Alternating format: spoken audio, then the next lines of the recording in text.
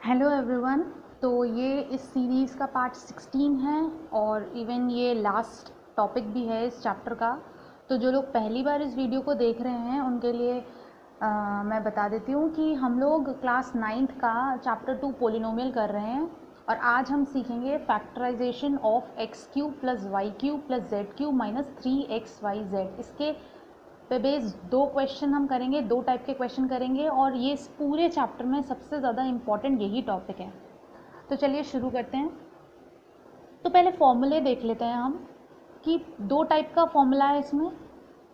X cube plus Y cube plus Z cube minus 3xyz को हम X plus Y plus Z bracket में, दूसरे bracket में X square plus Y square plus Z square minus X Y minus Y Z minus Z X लिख सकते हैं। ठीक है, तो ये इस वाले फॉर्मूले का क्या है, एक्सपेंशन है। अब इसमें एक छोटी सी कंडीशन लगा के हम क्या कर सकते हैं, एक और फॉर्मूला डिराइव कर सकते हैं जो कि है, मान लीजिए कि अगर इन तीनों टर्म का जो सम है, मतलब x plus Y plus Z का जो सम है वो अगर ज़ीरो हो जाए, तो हमें पता है कि ज़ीरो के अंदर किसी भी चीज़ का मल्टीप्लाई करोगे वो क्या हो जाएगा, ज़ीरो हो जाएगा। दैट मीन्स अगर ये वाला टर्म अगर ज़ीरो हो गया तो ये वाला भी ज़ीरो हो जाएगा, क्योंकि ये इसके संग क्या है, मल्टीप्लाई के अंदर है। तो जब इस केस में हम इस वाले एक्सपेंशन की वैल्यू निकालेंगे तो वो क्या हो जाएगी, X cube plus Y cube plus Z cube is equal to 3xyz। वो इसलिए हो जाएगी क्योंकि अगर हम ये वाला टर्म में देखेंगे, ये वाला हिस्सा ज़ीरो हो गया तो इसको अगर मैं राइट हैंड साइड में ले आऊँ, यहाँ पे ये माइनस है तो इक्वल टू के उस तरफ जाएगा तो ये पॉजिटिव हो जाएगा। तो इस तरीके से ये दूसरे टाइप का फॉर्मूला इसी वाले फॉर्मूले से क्या होगा, डिराइव होके आया है। ठीक है, सिर्फ एक कंडीशन अप्लाई करने पर। तो चलिए क्वेश्चन के थ्रू समझते हैं कि ये किस टाइप से इस पे क्वेश्चन आते हैं। तो क्वेश्चन है, फैक्टराइज करना है हमको 125a cube plus B cube plus 64c cube minus 60abc। ठीक है, तो सबसे पहले हम कैसे पहचानेंगे कि हमें यही वाला फॉर्मूला अप्लाई करना है।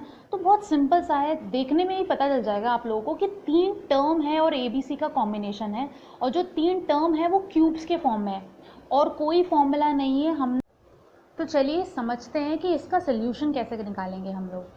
तो हमें पता है कि 125 को हम क्या लिख सकते हैं, 125a क्यूब को हम क्या लिख सकते हैं, 5a का होल क्यूब। अब ऐसा हम इसलिए कर रहे हैं क्योंकि फॉर्मूले में हमें होल क्यूब दिया हुआ है, तो इसका मतलब हमें क्या करना है, होल क्यूब करना है। अब ये तो सिर्फ a का क्यूब है ना, हमें तो 125 को भी किसी के क्यूब के फॉर्म में लिखना है क्योंकि फॉर्मूले के अकॉर्डिंग हमें ऐसा ही करना पड़ेगा। ठीक है ना, तो 125 को मैंने लिखा 5a का होल क्यूब प्लस b को क्यूब को लिख लिया मैंने कुछ इस टाइप से, 64 को क्या लिखा, 4c का होल क्यूब।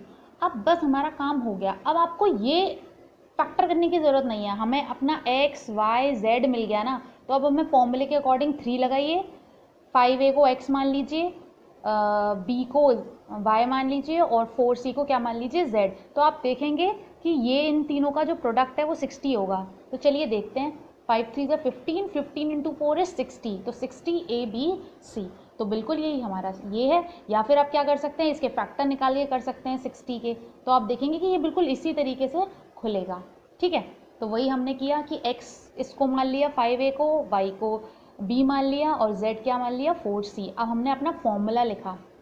इस फॉर्मूले लिखने के आपको मार्क्स मिलते हैं, इसलिए स्टेप मार्किंग पे आपको ध्यान देना है हमेशा से।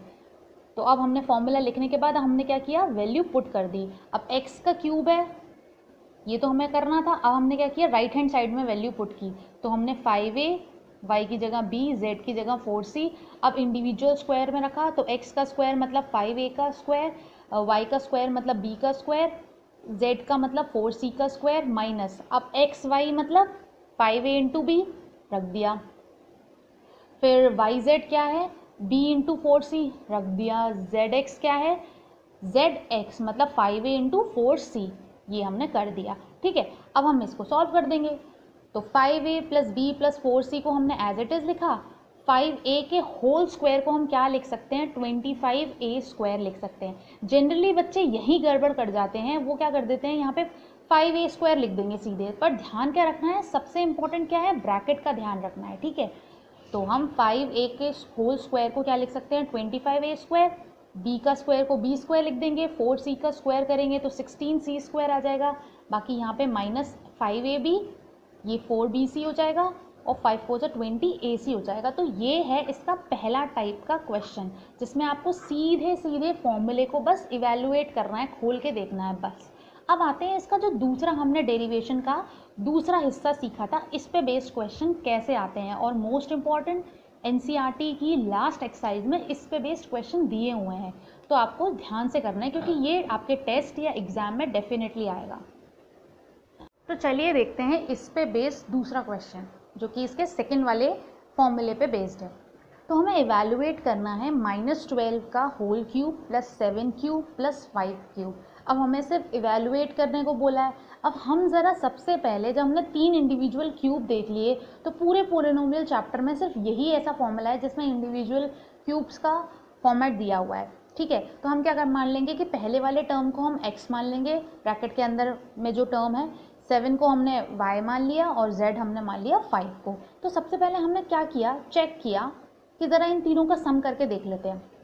-12 + 7 + 5, जब आप इसे करेंगे तो क्या आंसर आएगा 0। तो अब हमें समझ में आ गया कि हमें एक्चुअल फॉर्मूला नहीं अप्लाई करना है, जो ओरिजिनल फॉर्मूला था यहाँ पे ये वाला, हमें अब ये वाला फॉर्मूला लगाना है, ठीक है ना, क्योंकि इस तीनों का सम क्या आ गया 0 हो गया। अब हमें बहुत आसान हो गया क्योंकि अब हमें कुछ इवेल्युएट करना ही नहीं है, बस हमें सीधे 3xyz की वैल्यू निकालनी है। तो अब हम अगर इन इंडिविजुअल क्यूब्स क्वेश्चन में पूछा जा रहा है तो हमें सिर्फ 3xyz की वैल्यू निकालनी है।